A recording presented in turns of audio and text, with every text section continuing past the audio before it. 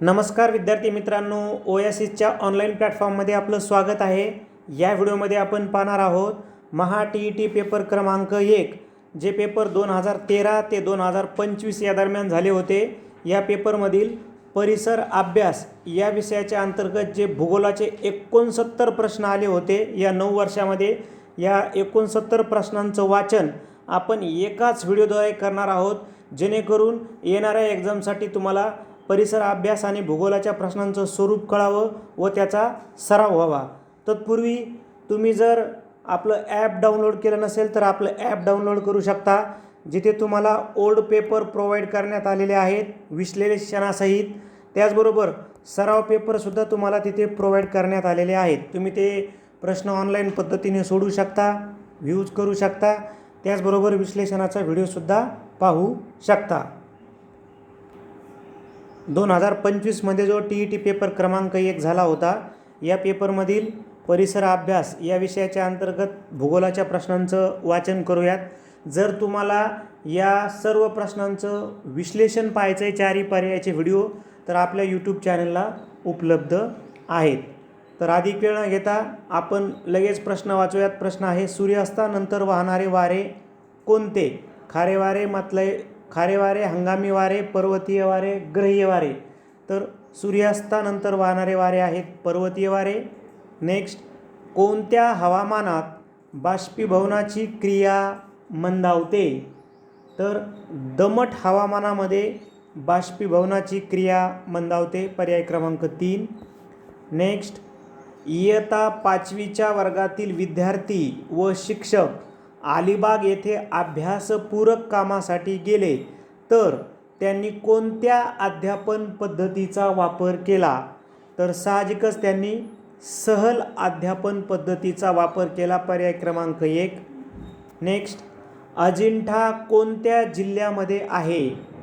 तर आपल्याला माहिती आहे अजिंठा लेणी ही छत्रपती संभाजीनगर या जिल्ह्यामध्ये आहे, पर्याय क्रमांक 2। नेक्स्ट, खालीलपैकी अदृश्य व्यापार करणारी व्यक्ती कोण आहे? तर डॉक्टर ही अदृश्य व्यापार करणारी व्यक्ती आहे आणि राहिलेल्या 3 पर्यायामधील व्यक्ती या दृश्य व्यापाराच्या संदर्भानं आहेत। नेक्स्ट, ध्रुवाकडे बाष्पीभवनाचा वेग असतो, अर्थात कसा असतो? ध्रुवाकडे जाताना बाष्पीभवनाचा वेग हा कमी असतो, कमी होत जातो। विषुववृत्ताकडून ध्रुवाकडे गेला तर बाष्पीभवनाचा वेग कमी होतो, म्हणजे पर्याय क्रमांक 4 उत्तर आहे। नेक्स्ट, थंड प्रदेशातील हिम हे डॅश डॅश असते? तर थंड प्रदेशातील हिम हे अपारदर्शक असते, पर्याय क्रमांक 4। खालील पर्यायापैकी पश्चिम वाहिनी नदी कोणती? तर लुनी ही पश्चिम वाहिनी नदी आहे, पर्याय क्रमांक 1। त्यानंतर इस्रो हे कशाचे रूप आहे? सरळ इस्रोचा फुल फॉर्म विचारला होता, इंडियन स्पेस रिसर्च ऑर्गनायझेशन, म्हणजे पर्याय क्रमांक 1। त्यानंतर 2024मध्ये जो पेपर झाला होता टी पेपर क्रमांक 1, त्यामधील परिसर अभ्यास या विषयाच्या अंतर्गत भूगोलाच्या प्रश्नांचं वाचन करूयात। प्रश्न आहे, गट पर्वताबाबत विसंगत बाब कोणती? विसंगत विचारली आहे, तर पहिलाच पर्याय विसंगत आहे, गट पर्वताचा माथा टोकदार असतो, पर्याय 1। नेक्स्ट, जागतिक स्थान निश्चिती प्रणाली ज्याला आपण GPS म्हणतो, या संगणकीय नकाशा प्रणालीमध्ये प्रामुख्याने कशाचा वापर करण्यात येतो? GPS मध्ये कशाचा वापर करण्यात येतो? तर अक्षवृत्त व रेखावृत्त, पर्याय क्रमांक 4। थंड प्रदेशातील बर्फ हे डॅश डॅश नसते म्हटलंय, तर भुसभुशीत नसते। सागर जलाची क्षारता मोजण्यासाठी खालीलपैकी कोणते उपकरण वापरतात? तर सागर जलाची क्षारता मोजण्यासाठी हायड्रोमीटर वापरले जातं, पर्याय 1। उद्योगाचे सामाजिक दायित्व खालील पर्यायापैकी कोणत्या बाबीतून दिसून येते? तर उद्योगाचे सामाजिक दायित्व हे कंपनी नफ्याची 2% रक्कम CSR फंडात जमा करणे, म्हणजे पर्याय क्रमांक 3. त्यानंतर आंतरराष्ट्रीय संघटनेचे नाव व मुख्यालय देश यांची जोडी तुम्हाला योग्य जोडी लावायची आहे. तर यामध्ये जर आपण पाहिलं तर पर्याय क्रमांक 3 जागतिक व्यापार संघटना आणि जिनिव्हा ही योग्य जोडी आहे. त्यानंतर नेक्स्ट नदी उपनदी यांचा अयोग्य पर्याय निवडायचा आहे. नदी आणि तिच्या उपनदीचा. तर नदी आणि उपनदीमध्ये आपल्याला माहिती आहे की कृष्णा आणि ब्रह्मपुत्रा या स्वतंत्र नद्या आहेत, त्या एकमेकीच्या उपनद्या नाहीत. इथं ते म्हणलेत की कृष्णा ब्रह्मपुत्रा कृष्णेची उपनदी आहे, म्हणजे हेच रॉंग आहे. अयोग्य काय आहे? पर्याय क्रमांक 3. आता आपण 2021मध्ये जो TET पेपर क्रमांक 1 झाला होता त्यामधील परिसर अभ्यासातील भूगोलाच्या प्रश्नांचं वाचन करूयात. प्रश्न आहे, काळी मृदा या प्रकारच्या मृदेत विशिष्ट गुणधर्म नसणारे विधान खालील पर्यायापैकी कोणते? काळ्या मृदेचं वैशिष्ट्य नसणारं विधान विचारलं ना, तर नसणारं विधान आहे या मृदेला नसणारं जे विधान आहे, नसणारे विधान खालील पर्यायापैकी कोणते? या मृदेला गाळाची मृदा म्हणतात, हेच वेगळं आहे म्हणजे चुकीचं आहे. पर्याय क्रमांक 4. त्यानंतर महाराष्ट्रातील जलसिंचन क्षेत्राचा विचार करता सर्वसामान्यपणे जलसिंचन साधनाचा वापरानुरूप सर्वात जास्त व सर्वात कमी अशी जोडी दर्शवणारा पर्याय कोणता? सर्वात जास्त आणि सर्वात कमी. तर साहजिकच विहिरी सर्वात जास्त वापरल्या जातात आणि तलाव सर्वात कमी, म्हणून आपल्याला उपसा कमी असेल, उपसा आणि विहिरी, म्हणजे पर्याय क्रमांक 3 असं उत्तर आपल्याला घ्यावं लागेल. ठीक आहे. सर्वात जास्त म्हणजे विहिरी म्हणजे जवळपास 55% आणि उपसा म्हणजे 8%. त्यानंतर नेक्स्ट आहे, खालील पर्यायापैकी रेखावृत्ताचं वैशिष्ट्य कोणतं? रेखावृत्ताचं वैशिष्ट्य विचारलं आहे आपल्याला. तर लांबी समान असते रेखावृत्तीची, हे रेखावृत्ताचं वैशिष्ट्य मानता येईल. पर्याय क्रमांक 2. त्यानंतर नेक्स्ट आहे, मैदान या नावाने ओळखला जाणारा प्रदेश कोणता? तर कर्नाटकाचे पठार. पर्याय क्रमांक 4 हे आपल्या प्रश्नाचं उत्तर आहे.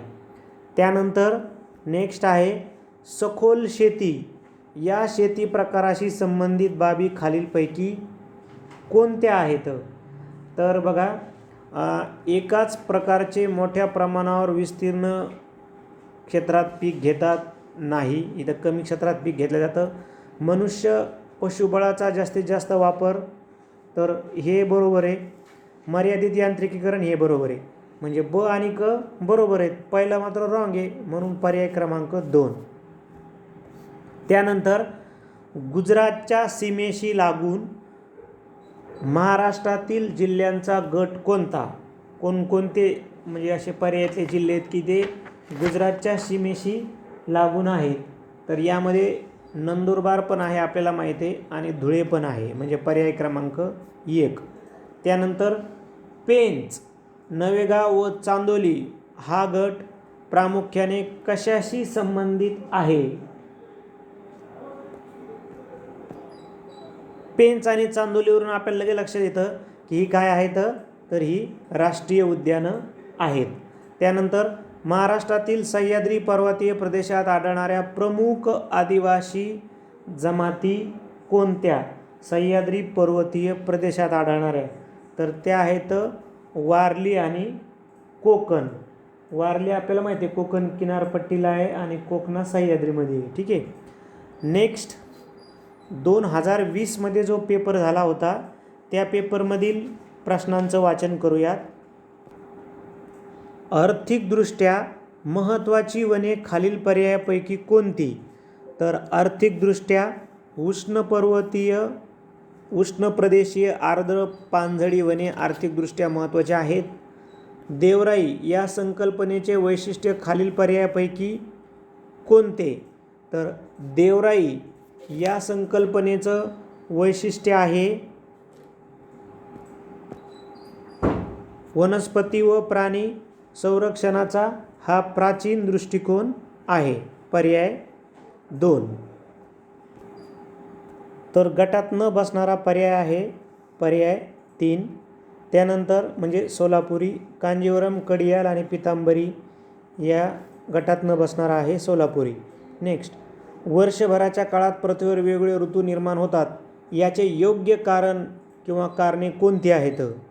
तर त्याची योग्य कारणे आहेत पृथ्वीचा कललेला आस आणि पृथ्वीचे परिभ्रमण. म्हणजे अ आणि ब दोन्ही योग्य, अर्थात पर्याय क्रमांक 3 असं आपल्याला उत्तर घ्यावं लागेल. त्यानंतर मरुभूमी उत्सव जैसलमेर, म्हणजे मरुभूमी उत्सव जैसलमेरला साजरा होतो. तो कार्निवल हा उत्सव कुठे साजरा होतो? तर आपल्याला माहिती आहे गोवा, पण इथं काय पर्याय येतं? पणजी. पर्याय क्रमांक 2. भारतातील पश्चिम घाटाच्या वैशिष्ट्यापैकी विसंगत असणारी बाब खालील पर्यायापैकी कोणती आहे? पश्चिम घाटाच्या संदर्भानं विसंगत बाब, तर कळसुबाई हे त्यातील सर्वात उंच शिखर आहे. तर हीच काय आहे? विसंगत बाब असणार आहे. त्यानंतर महाराष्ट्रातील जिल्हे व त्यात प्रामुख्याने आढळणारे खनिजे यांची अयोग्य जोडी दर्शविणारा पर्याय कोणता? तर तो आहे पर्याय क्रमांक 3 सिंधुदुर्ग व गडचिरोली मॅग्नीज. त्यानंतर आहे क्वेश्चन क्रमांक 138, राष्ट्रीय महामार्ग जात नसलेला. आता हा प्रश्न परीक्षा विभागानं कॅन्सल केलेला आहे, म्हणून आपण याचं काही वाचन करणार नाही आहोत. त्यानंतर आहे नकाशाशी संबंधित समोच्चतादर्शक रेषाचे वैशिष्ट्य खालील पर्यायापैकी कोणते आहे? तर समोच्चतादर्शक रेषामधील अंतर कमी झाल्यास त्या ठिकाणाचा उतार तीव्र असतो. म्हणजे पर्याय क्रमांक 2 हे समोच्चतादर्शक रेषाचं वैशिष्ट्य आहे. त्यानंतर 2018मध्ये जो पेपर झाला होता त्यामधील प्रश्नांचं वाचन करूयात. प्रश्न आहे वस्त्राशी संबंधित गटात न बसणारा पर्याय कोणता? तर न बसणारा पर्याय आहे हिमरू. ठीक आहे, हिमरू हा गटात न बसणारा पर्याय आहे. त्यानंतर वर्षभराच्या काळात पृथ्वीवर वेगवेगळे ऋतू निर्माण होतात, याचे योग्य कारण खालीलपैकी कोणते आहे? तर याचं योग्य कारण आहे पृथ्वीचा कललेला आस आणि पृथ्वीची कक्षीय गती. म्हणजे दोन्ही बरोबर आहेत, अ आणि ब. त्यानंतर समसंबंधावर आधारित आहे. काय म्हणते बघा ते, पणजी कार्निवल, म्हणजे 2020ला पण हाच प्रश्न विचारला होता फक्त पलटून. तर जैसलमेर, तर साहजिकच काय आहे? मरुभूमी उत्सव, म्हणजे पर्याय क्रमांक 4. त्यानंतर नेक्स्ट आहे भारतातील पश्चिम घाटाच्या वैशिष्ट्यापैकी विसंगत असणारी बाब कोणती? तर विसंगत आहे मलयगिरी हे त्यातील सर्वात उंच शिखर आहे, म्हणजे पर्याय 2. त्यानंतर महाराष्ट्रातील जिल्हे व त्यात प्रामुख्याने आढळणारे खनिजे यांची अयोग्य जोडी दर्शवणारा पर्याय कोणता? तर अयोग्य आहे गोंदिया व यवतमाळ लोह खनिज, हा पर्याय अयोग्य आहे. त्यानंतर राष्ट्रीय महामार्ग जात नसलेल्या महाराष्ट्रातील जिल्ह्यांचा गट कोणता आहे? तर त्यामध्ये परभणी, हिंगोली आणि लातूर. ठीक आहे, पर्याय क्रमांक 1. त्यानंतर नकाशाशी संबंधित समोच्चतादर्शक रेषेचे वैशिष्ट्य खालील पर्यायापैकी कोणते आहे? तर 2 वैशिष्ट्ये येतं. समोच्चतादर्शक रेषामधील अंतर जास्त असल्यास त्या ठिकाणाचा उतार मंद असतो. आणि चौथं पण वैशिष्ट्य येत आहे, म्हणजे 2 उत्तरं येतं. समोच्चता रेषा दरम्यान रंग हा त्या ठिकाणाच्या उंचीनुसार ठरतो. नेक्स्ट, सुंदरी, कांदळ व तिवर या वनस्पती प्रामुख्याने खालीलपैकी कोणत्या वनामध्ये आढळतात? तर या वनस्पती या खारफुटी आहेत. आपल्याला सुंदरीवरूनच लगेच लक्षात येतं. देवराई या संकल्पनेविषयी विसंगत विधान कोणते आहे? तर देवराई या संकल्पनेबाबत विसंगत विधान आहे पर्याय 2 धार्मिक पर्यटन स्थळ हेच देवरायाच्या संकल्पनेच्या संदर्भानं विसंगत विधान आहे. त्यानंतर 2017 झालेल्या प्रश्नांचं वाचन करूयात. प्रश्न आहे बघा, राधानगरी, नान्नज व कर्नाळा हा गट प्रामुख्याने कशाशी संबंधित आहे? आता आपल्याला दिलं आहे की राधानगरी, नान्नज, कर्नाळा हे काय आहेत सर्व? तर ही अभयारण्य आहेत. महाराष्ट्रातील सातपुडा पर्वतीय प्रदेशात आढळणारे प्रमुख आदिवासी जमाती कोणत्या? तर महाराष्ट्रातील सातपुडा पर्वतीय प्रदेशात भिल्ल आणि कोरकू ह्या आदिवासी जमाती आढळतात. नेक्स्ट क्वेश्चन आपला की काळी मृदा या प्रकारच्या मृदेचे वैशिष्ट्य गुणधर्म नसणारे विधान खालील पर्यायापैकी कोणते? तर ते आहे बघा, ग्रॅनाइट व नीस प्रकारच्या खडकांचा अपक्षय होऊन या मृदेची निर्मिती होते.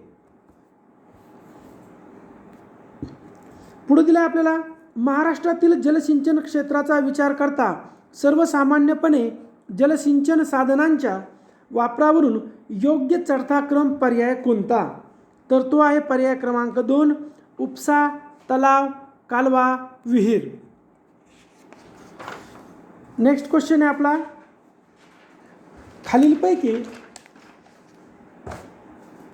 खालील पर्यायापैकी अक्षवृत्ते व रेखावृत्ते यांची वैशिष्ट्य कोणते? तर ते आहे पर्याय क्रमांक 4 अक्षवृत्तांची लांबी असमान व रेखावृत्ताची लांबी समान असते. नेक्स्ट क्वेश्चन आहे आपला, प्रामुख्याने दंडकारण्य या नावाने ओळखला जाणारा प्रदेश कोणता? तर पर्याय क्रमांक 1 छत्तीसगड राज्याचा दक्षिण भाग आणि ओडिशा राज्याचा नैऋत्य भाग. आता सखोल शेतीवर आधारित प्रश्न दिला आहे आपल्याला की सखोल शेती या शेती प्रकाराशी संबंधित बाबी खालीलपैकी कोणत्या? तर बघा, शेतीचा आकार लहान, बरोबर आहे. मर्यादित यांत्रिकरण, बरोबर. मनुष्यबळाचा किमान वापर, हे चूक आहे. म्हणजेच काय? पर्याय अ आणि ब. मध्य प्रदेश सीमेस लागून संलग्न महाराष्ट्रातील जिल्ह्यांचा गट कोणता? तर धुळे आणि बुलढाणा. 2016चा पेपर पाहूयात आपण आता.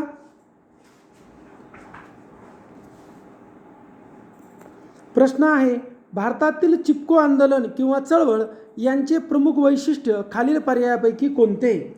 तर उत्तर आहे पर्याय 1 झाडांना आलिंगन देऊन झाडे वाचविण्याची चळवळ. नेक्स्ट आहे बघा, सर्वसाधारणपणे ऑक्टोबर-नोव्हेंबर महिन्यात भारताच्या पूर्व किनारपट्टीच्या काही भागात पाऊस पडण्याचे प्रमुख कारण कोणते? तर आपल्याला उत्तर दिलं आहे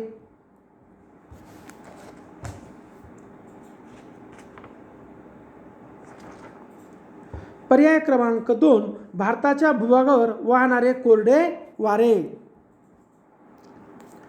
नेक्स्ट आहे, स्थानिक वेळेनुसार 30 अंश पूर्व रेखावृत्तावर रविवार दुपारचे 2 वाजले असतील तर 15 अंश पश्चिम रेखावृत्तावर किती वाजले असतील?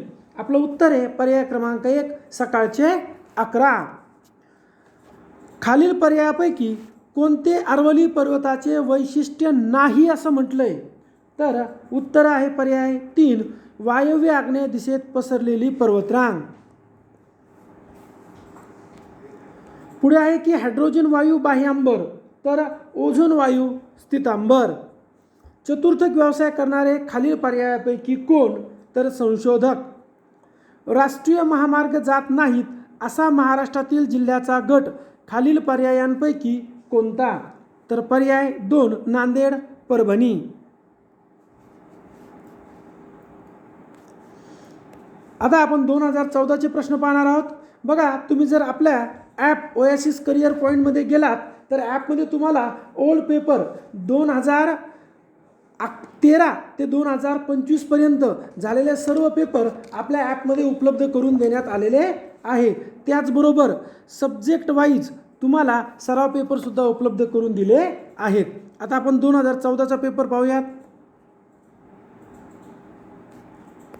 भारताच्या उत्तर भूभागावरून समुद्राकडे वाहणाऱ्या कोरड्या वाऱ्यांमुळे खालील पर्यायापैकी कोणत्या ठिकाणी पाऊस पडतो? आपला प्रश्न आहे, तर आपलं उत्तर दिलं आहे मच्छलीपट्टणम. नेक्स्ट आहे, पर्वतरांग व भारतातील सर्वात उंच शिखर यांची अयोग्य जोडी कोणती? तर यांची अयोग्य जोडी आहे सातपुडा अस्तंभा.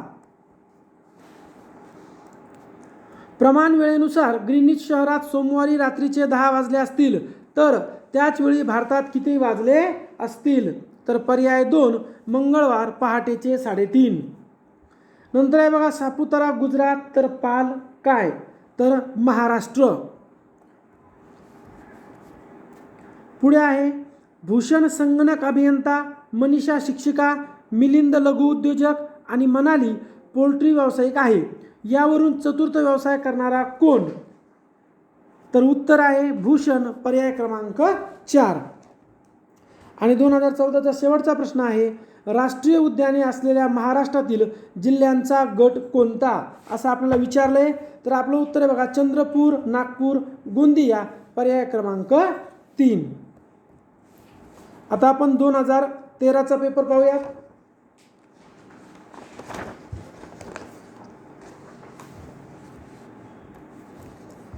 प्रश्न दिला आपल्याला, पृथ्वीवर सूर्य पूर्वेला उगवतो व पश्चिमेला मावळतो कारण? याचं कारण असं आहे की पर्याय क्रमांक 2 पृथ्वी स्वतःभोवती पश्चिमेकडून पूर्वेकडे फिरते. खालील पर्यायापैकी कोणते गोड्या पाण्याचे सरोवर नाही असं म्हटलंय? तर सांबर सरोवर. खालील पदातील समान संबंध ओळखून प्रश्न सोडवा. रायगड, अलिबाग. तर वांद्रे पूर्वला काय येईल? मुंबई उपनगर. खालीलपैकी अयोग्य विधान कोणते? तर पर्याय क्रमांक 2 अयोग्य आहे. हिम व बर्फ यांचे गुणधर्म समान असतात, हे अयोग्य आहे. मग याचं योग्य उत्तर काय? तर तुम्ही डिटेलमध्ये 2013चा जो परिसर अभ्यासाचा व्हिडिओ आहे तो पहा, जेणेकरून आपल्याला संपूर्ण प्रश्नांची माहिती मिळेल. आसाम या घटक राज्याच्या सीमा एकूण किती राज्यांना संलग्न आहेत? तर 7. आणि आपला शेवटचा प्रश्न आहे, खालीलपैकी परिसरीय घटकाबद्दल कोणते विधान बरोबर आहे? तर पर्याय क्रमांक 3 गाव शहर हे सामाजिक घटक आहेत.